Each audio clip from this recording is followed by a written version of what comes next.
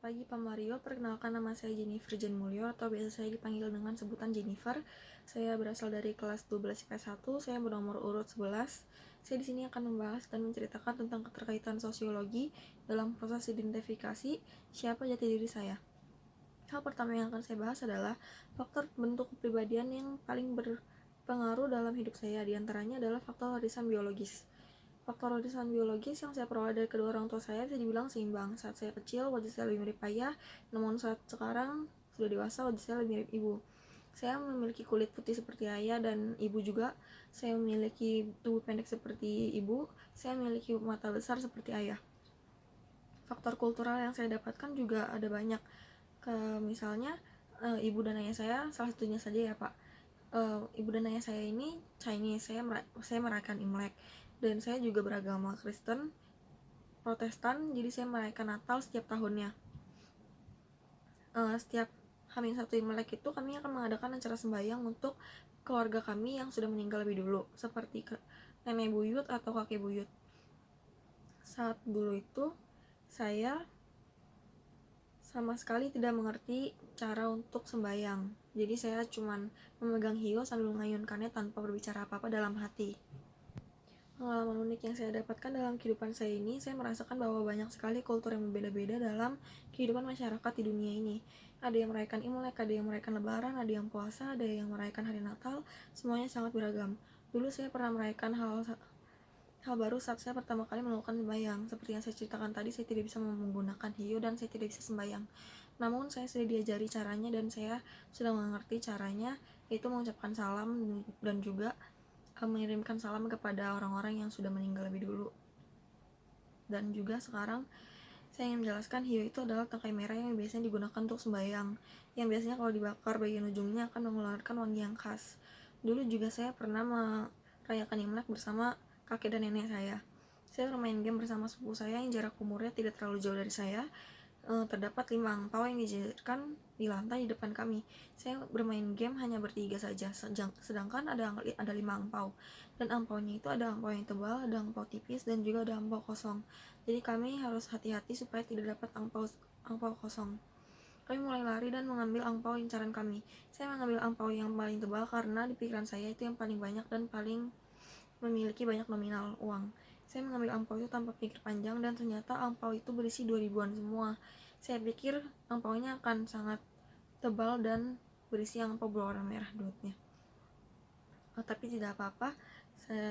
Dan itu adalah salah satu pengalaman unik yang pernah saya alami. Saya ingin menceritakan satu pengalaman hidup dalam kelompok sosial yang menurut saya ini sangat dominan dan berpengaruh dalam hidup saya. Dahulu saya pernah memiliki kelas yang sangat solid dan kompak, yaitu kelas 10. Bisa dibilang kelas 10 adalah kelas di mana awal mula memulai kehidupan di SMA. Kelasnya berisi banyak orang yang gak saya kenal, saya gak pernah lihat mukanya dan baru saja saya lihat. Saya juga belum pernah ketemu mereka sebelumnya. Saat itu saya pernah menjalani ulangan matematika bersama teman-teman sekelas saya. Namun, saya mendapat nilai 0. Tapi anehnya teman-teman saya juga mendapat nilai 0 dan saya merasa saya tidak sendirian. Saat itu kami semua mendokumentasikan nilai-nilai kami dan juga mendokumentasikan kekompakan kami melakukan bumerang dan juga foto bersama. Dan sekarang saat saya melihat foto-foto itu, saya merasa dahulu itu sangat seru dan emang nilai 0 itu sangat tidak bagus. Namun positifnya adalah banyak warna di kehidupan saya yang saya peroleh dari berteman dengan mereka semua. Saya juga merasa bersyukur karena saya berfoto dan saya bisa melihat foto-foto saya untuk mengurangi rasa rindu saya terhadap masa lalu. Tapi saya tahu kalau misalnya itu tidak bisa diulang lagi. Saat itu menurut saya adalah masa yang terakhir saya saat sekolah, karena beban hidup yang masih belum terlalu terasa dan juga teman-teman yang baik dan kompak. Menurut saya mereka sangat berpengaruh dalam hidup saya. Kenapa? Karena mereka sangat-sangat menemani masa-masa remaja saya, padahal itu adalah awal dari SMA yang belum terlalu kenal dengan teman-temannya. Mereka juga menemani hari-hari saya dengan penuh warna sebelum saya melakukan kegiatan secara daring seperti sekarang. Faktor penyebab terbentuknya kelompok ini adalah karena kita semua berada di satu kelas yang sama. Kita menjadi akrab, bertemu setiap hari, sering bercanda dan bercerita, lalu sering berinteraksi juga. Bentuk kelompok ini itu menurut saya bentuk kelompok primer. Mengapa? Karena sahabat dan teman bagi saya, apalagi yang satu frekuensi bersama saya juga, itu sangat penting karena mereka dari mereka kita mendapat banyak pengalaman dan juga warna dalam hidup kita, dan memahami banyak karakter setiap orang baru dan mendapat hal-hal baru juga. Saya juga mau bercerita tentang konflik sosial yang pernah saya alami. Dulu saat kelas 10, saya adalah bendahara kelas bersama Nove. Saya pernah mengalami konflik bersama Nove. Jadi dulu saya pernah menghilangkan uang kas yang ada di tas saya, lalu saya berantem dengan Nove. Nove marah-marah dan saya juga marah karena saya juga lagi emosi saat itu. Lalu saya bingung dan frustasi karena uang kasnya udah cukup banyak dan hilang. Lalu saya bilang ke Nove, coba kamu cek di tas kamu, siapa tahu ada. Dan setelah Nove marah-marah panjang dan saya juga berdebat panjang dengan Nove, ternyata uang kasnya terbawa di tas Nove.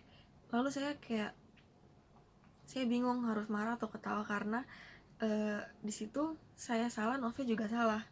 Lalu saya dan Nove tertawa sebentar karena kekonyolan yang tadi udah kejadian. Lalu kita saling minta maaf dan juga menyelesaikan masalah konflik itu. Menurut saya konflik yang terjadi juga merupakan konflik horizontal vertikal, karena konflik yang terjadi antara saya dan Nove merupakan kedua pihak yang kedudukannya sama-sama bendahara kelas, juga tidak memiliki dampak buruk yang negatif kepada salah satu pihak karena pada akhirnya kami tidak bertengkar lagi. Faktor penyebab dari konflik ini dikarenakan keteledoran dan kecerobohan kami terhadap tanggung jawab kami.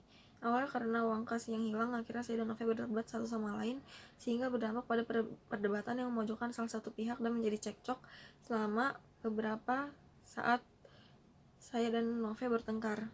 Upaya penyelesaian yang saya lakukan dan Nove lakukan adalah mengintrospeksi diri masing-masing dan juga melihat kesalahan diri masing-masing dan meminta maaf satu sama lain, sehingga saya juga lebih teliti dalam mengecek barang-barang saya di tas dan juga supaya Nove lebih teliti lagi dalam membawa barang-barangnya saat pulang dan memahami kesalahan masing-masing. Saya juga punya salah satu cerita pengalaman penyimpangan sosial. Saya ini dulu pernah masuk kelas 7 SMP. Saya merasa saya udah dewasa karena saya sudah lulus SD. Jadi saat itu saya diberi tugas PLBJ untuk pergi ke suatu hutan untuk menjalani penelitian. Lalu saya merasa saya ini mau pergi jalan-jalan. Saya izin untuk pergi ke hutan mangrove. Namun saya harus balik jam 5 sore. Tapi saya nekat membawa uang yang banyak, tabungan saya. Lalu saya kabur ke mall. Kan itu pertama kali saya pergi ke mall bersama teman saya.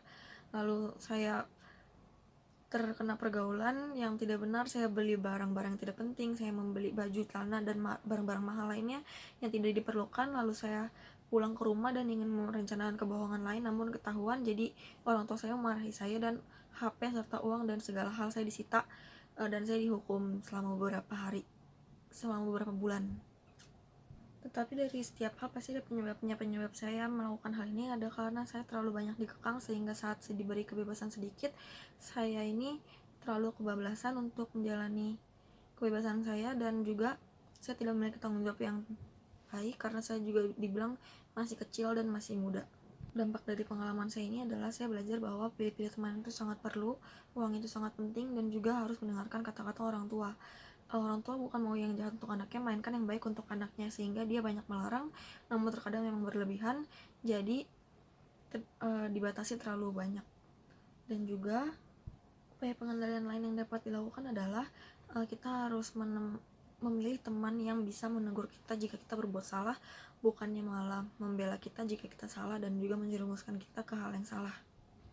Menurut saya pribadi, jati diri saya adalah tipe orang yang gampang terpengaruh dengan lingkungan, jadi saya harus banyak milih teman yang baik, dan juga saya sudah cukup bisa membatasi diri dengan teman-teman saya yang mungkin ada yang merokok, ada yang bergaul bebas, tapi saya sekarang sudah dewasa dan saya tahu mana yang benar dan mana yang salah, jadi saya tidak pernah terpengaruh lagi. Dan juga saya merasa bahwa pribadi saya ini adalah tipe yang sangat bisa meniru orang lain gitu. Yang teman saya baik, saya akan jadi baik, teman saya jahat, kadang saya bisa terpengaruh, kadang saya enggak. Mungkin sekian dari saya. Terima kasih Pak Mario sudah mau mendengarkan video saya. Semoga dapat bermanfaat dan saya minta maaf karena masih ada banyak salah kata. Sekian dan terima kasih.